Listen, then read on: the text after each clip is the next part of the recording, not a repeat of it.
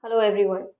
We live in a world today where we have some of the best modes of communication, and I'm sure you must have heard that communication is a key to success.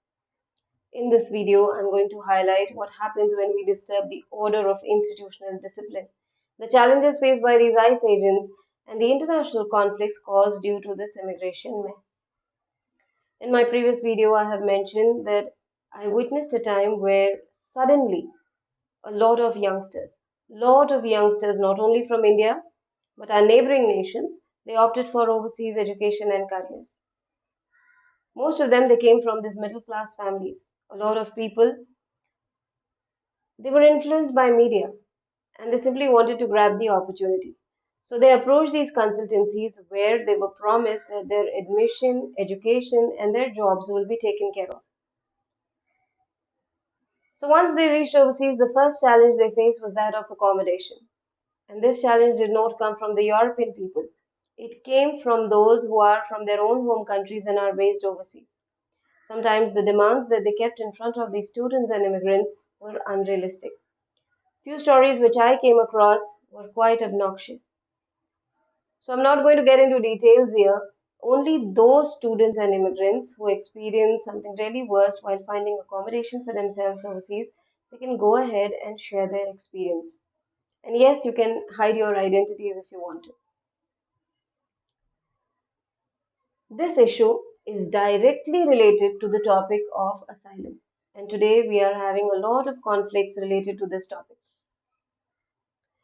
The second challenge the students and immigrants faced was when they discovered that a lot of promises which were made to them by these consultancies, they were fake. And when they tried to reach out to these consultancies, they were either avoided or given mere excuses. All these students and immigrants, they had taken loans on their parents and ancestral properties. Most of the youngsters, they went in a state of shock.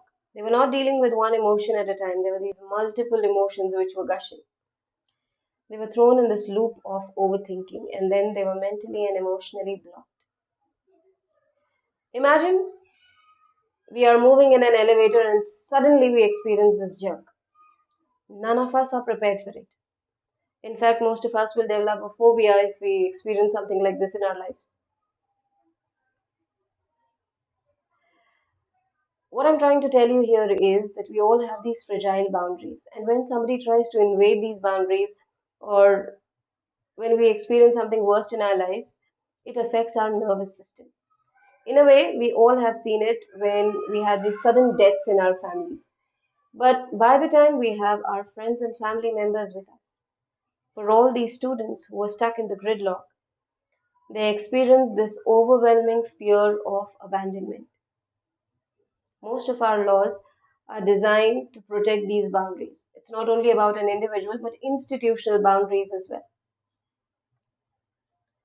If you remember, last year we have seen a terrible plane crash which happened in Ahmedabad. And the very next day, some 121 pilots they applied for a sick leave. Professionals who work in such fields, they are mentally and emotionally trained. And we are attached to our institution and its pride. If it does not affect us, such accidents and disasters, if it does not affect us, it simply means that we are not humans, we are robots. The people who laid foundation of such institution, they valued the ethics and principles. They valued human resource. It was an injustice because these professionals were not given a space to speak.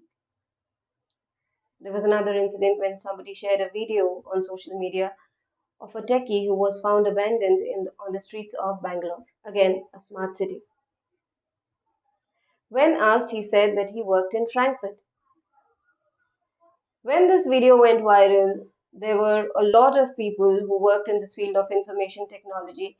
They started discussing on the kind of targets that are being given to these professionals, these IT professionals, the kind of pressure that they go through. These students and immigrants who were stuck in the gridlock, Their entire internal resting place was disturbed, and then it affected their vitality. So, in such cases, it has nothing to do with your muscle power or your intellect. This was not supposed to happen. And here you cannot simply blame these students and immigrants. When somebody goes through such kind of turbulences in their lives, the way these students have gone through, communication becomes the most difficult skill.